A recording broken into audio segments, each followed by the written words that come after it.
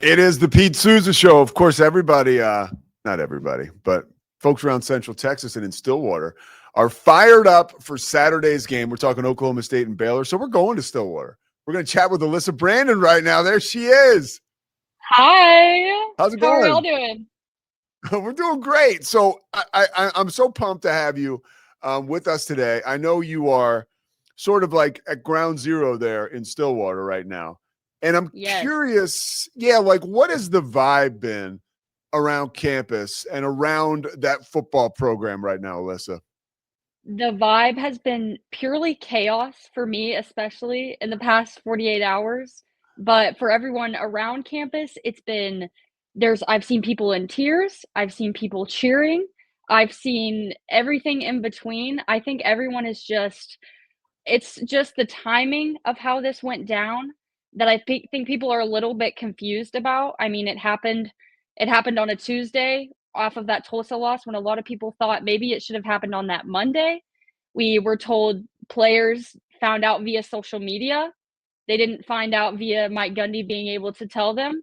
Mike Gundy wasn't given a press conference or anything, and this just all came out sort of I mean, we obviously all were waiting for it, but we didn't expect this on a Tuesday afternoon. And now it's just some people are mourning, some people are upset at the higher ups, and some people are like, "Hey, let's get this guy out of here. I'm ready for the next guy." So it's been chaotic to say the least. Well, thank you for taking a little time carving it out of your schedule because I'm sure it is crazy. Have you heard what players are saying? Like, because now it's like, transfer portal opens up for them, I guess, right? Like Mhm. after their head coach who Yes, brought them in yeah. gets let go. What's the situation there as far as like a migration or people staying? What are you hearing? Yeah, so, I haven't heard anything from a player directly yet, but we've already had 5 players, that are incoming commitments that are deciding to decommit, which is a huge thing. One of them is Katie Jones, which was gonna be a four-star running back prospect for us, so that's huge, and he's been really associated with, Kenyatta Wright, who's our, uh, head of football business here at Oklahoma State, so that was really shocking. Directly from the players and themselves, we've seen on Twitter that they've been very empathetic, very, like, wanting to give Gundy credit, wanting to, say their piece and posting about how much the coach meant to them.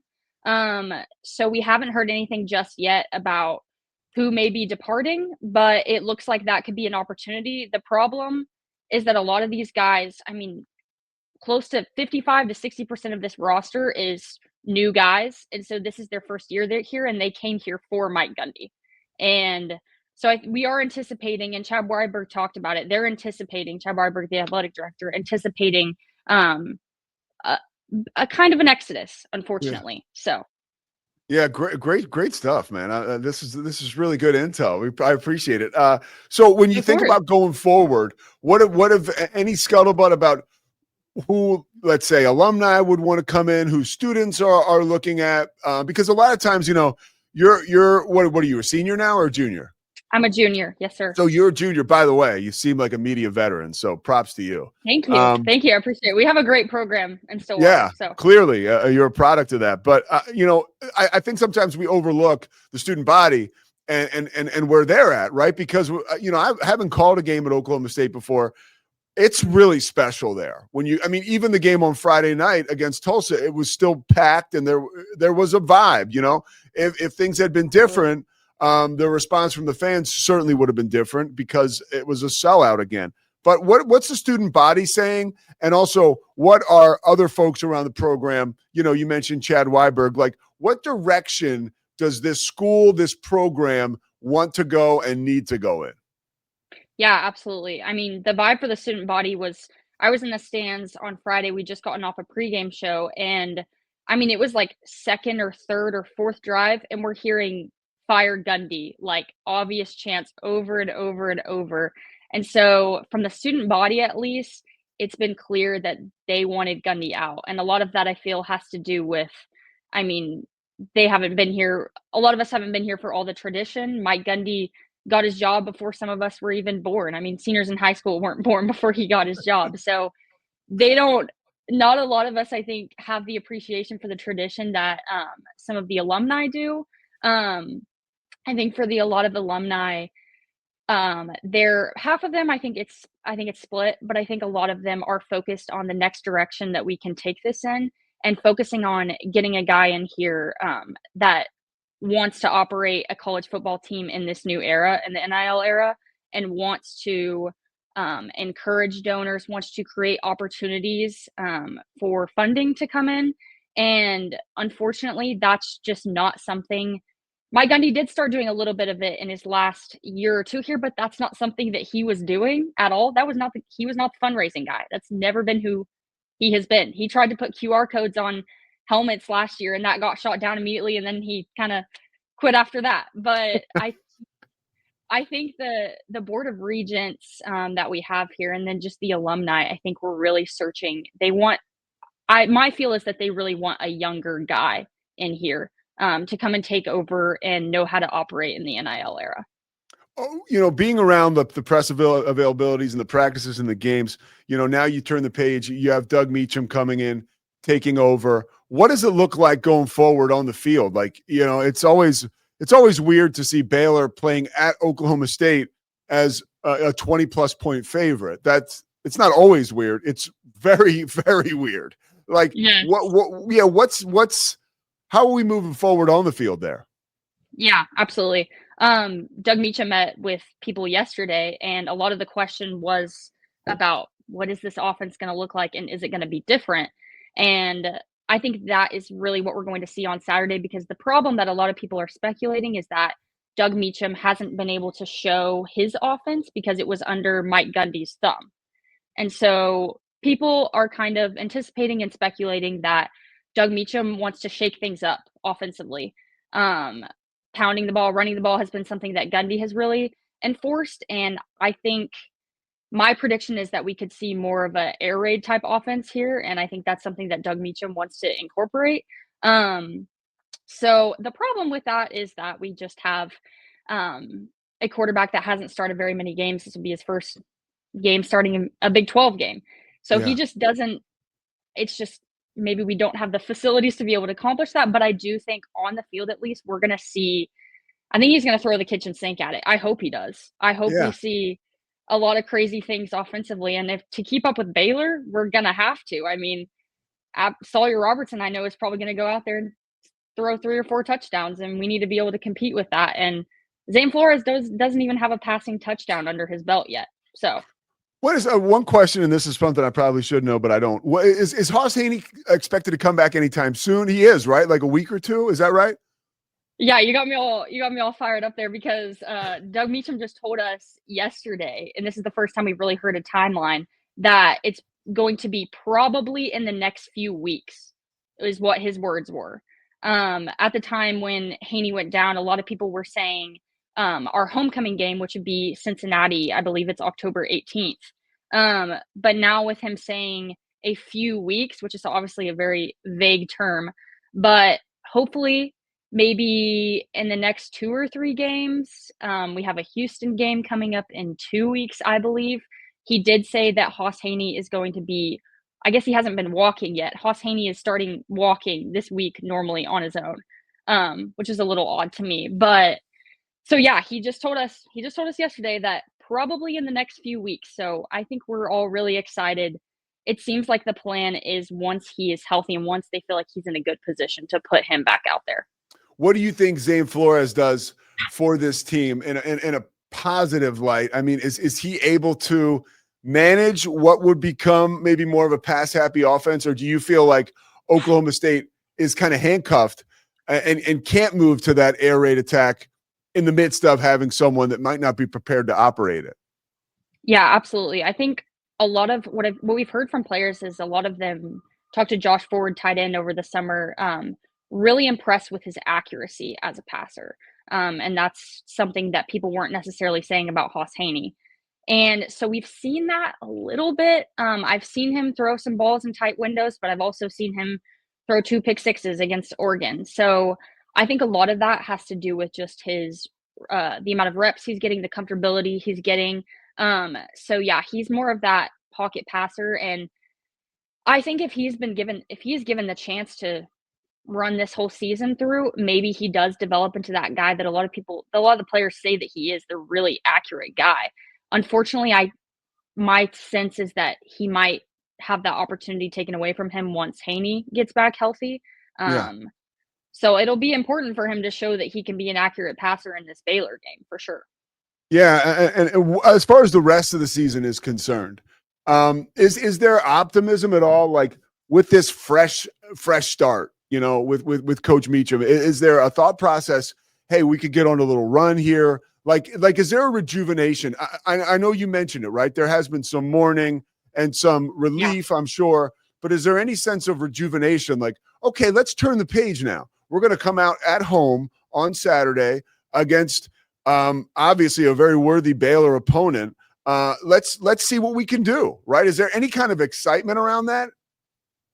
I think there totally is. And I think from the players, they're eager to get out there and show what they have, even if it's because they need to put some film on tape to move on to the next level. But I think they're eager. There's been a lot of like disdain kind of between this fan base and the players, not directly, but just with the media and everything. And I think the players are eager to show us, to prove us wrong, and to go out there and put some good games on the field. And whether that means to build their resume for the next year that they're here in Stillwater or to move on to the next. I mean, Meacham said that they're going to fight.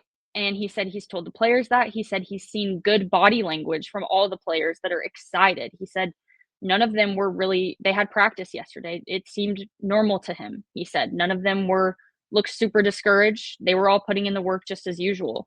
So I think they're ready to fight. And I think we might see more fight than we did in the first 3 weeks from Oklahoma State.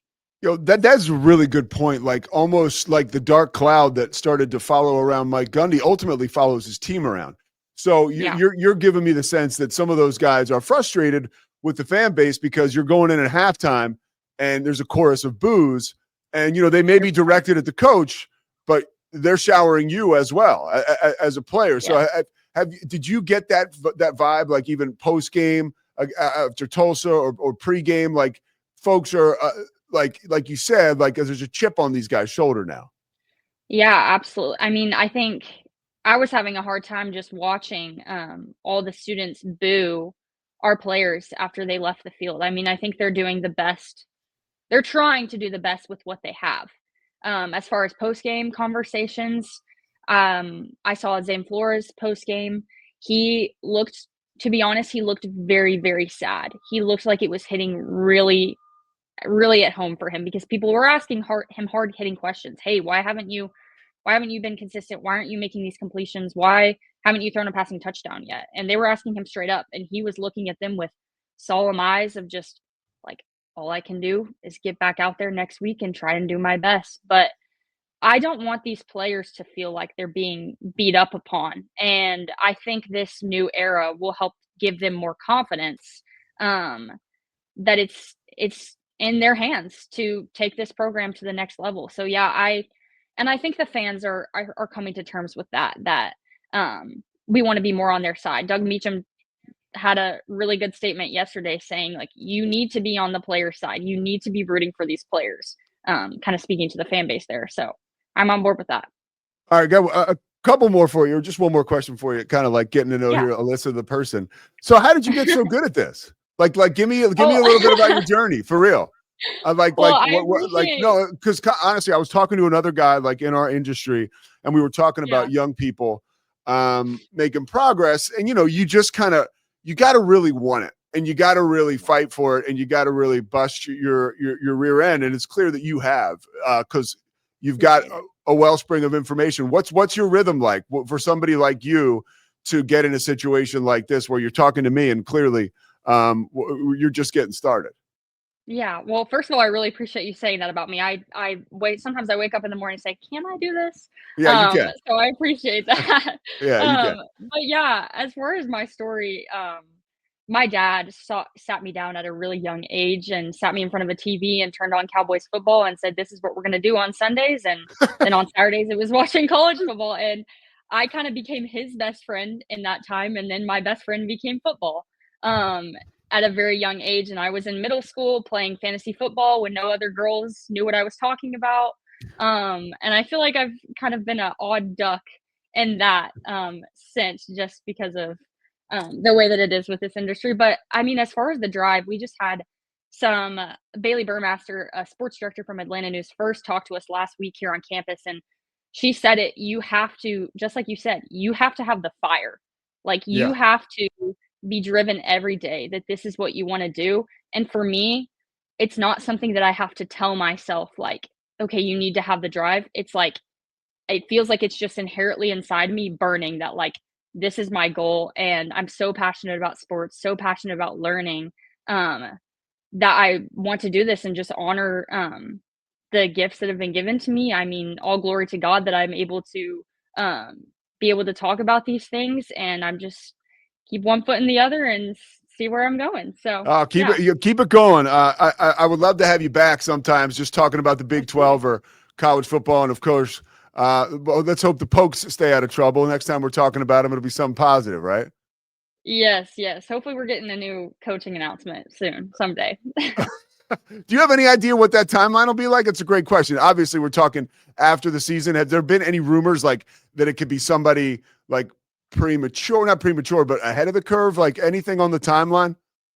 Yeah, right now, I mean, I don't wanna say anything factual, it's really been all rumors, but, I mean, I think they're looking I've heard some things that they're trying to do it before the end of the season, or trying to at least decide before the end of the season, but yeah, right now, I don't think we have a good pulse on when that's actually gonna happen. I know Zach Robinson has been in lots of rumors, and the worry with the timeline there is that the NFL season needs to wrap up, or is he gonna be fired from Atlanta, blah, blah, blah. Yeah. So, there's so many moving parts. I think right now, just yet, I don't have a really good feel for when that's gonna happen, but I hope it's soon. All right. Well, you let us know what you hear. Alyssa Brandon, where can people find you, by the way? Okay. My Instagram is Lyssa Brandon, LYSSABRANDON. Then I host a show with my friend Connor Fuchsa that's on YouTube, and it's called We Know Ball. It's actually more of an NFL geared show if y'all are interested in that. So y'all can find that on YouTube. And then if y'all want to find Ocali TV, which is our student news station here, we do a live 30-minute newscast every day at 5. And that's on our YouTube as well. And it's Ocali TV on YouTube. So yeah, All right. Well, keep up the good work. We'll talk to you soon. Alyssa thank you. Brandon, thanks so much. Great insight. Thank you so much. Hope to see you soon. You got it. There she goes. That was a home run, man. Alyssa was, that's great reporting from inside the building there in Stillwater.